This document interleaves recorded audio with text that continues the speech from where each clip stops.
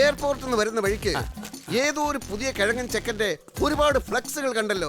എന്താ പടത്തിന്റെ പേര്? മേശ ആൻഡ് കസേര? അയ്യോ, മേശ ആൻഡ് കസേരയല്ല, ദോശ ആൻഡ് ചട്നി. അപ്പടെ സൂപ്പർ ഹിറ്റ് അല്ലേ? അപ്പൊ അതിലെ നായകന്റെ ഫ്ലക്സ് വെക്കാതിരിക്കോ? സംവിധായകന്റെ മിടുക്കാണ് പടത്തിന്റെ വിജയത്തിന് കാരണം എന്ന് കേൾക്കുന്നുണ്ടല്ലോ. അതും ശരിയാ. എങ്കിൽ ഡയറക്ടറുടെ ഫ്ലക്സ് വെച്ചാ പോരെ? സരോജ് അഭിനയിക്കുന്ന ഏതെങ്കിലും പടം ഡയറക്ടറുടെ മിടുക്കൊണ്ട് ഓടിയാൽ സരോജിന്റെ ഫ്ലക്സ് വെക്കണോ ഡയറക്ടറുടെ ഫ്ലക്സ് വെക്കണോ? എന്റെ കാര്യമല്ലല്ലോ ഞാൻ പറഞ്ഞത്. അല്ല, ഒരു നിയമം ഉണ്ടാക്കുമ്പോ എല്ലാവർക്കും അത് ഒരുപോലെ ബാധകമാകണമല്ലോ. ഈ പുതുമുഖ പരട്ടകളെ കൊണ്ടുവരുന്ന സംവിധായകരെ വേണം ചൂല് കൊണ്ടടിക്കാൻ.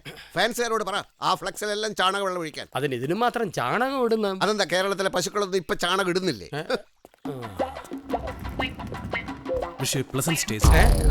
എന്നാ പിന്നെ എല്ലാം പറഞ്ഞ പോലെ.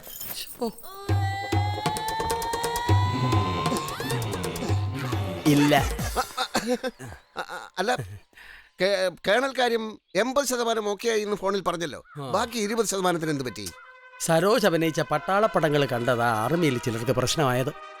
മേജർ അൽഹുൽവാലിയ പറഞ്ഞത് പട്ടാള വേഷത്തിലുള്ള സരോജിന്റെ നിൽപ്പ് കണ്ടാൽ പെരുമ്പാമ്പ് ആടിനെ വിഴുങ്ങിയ പോലുണ്ടെന്ന്.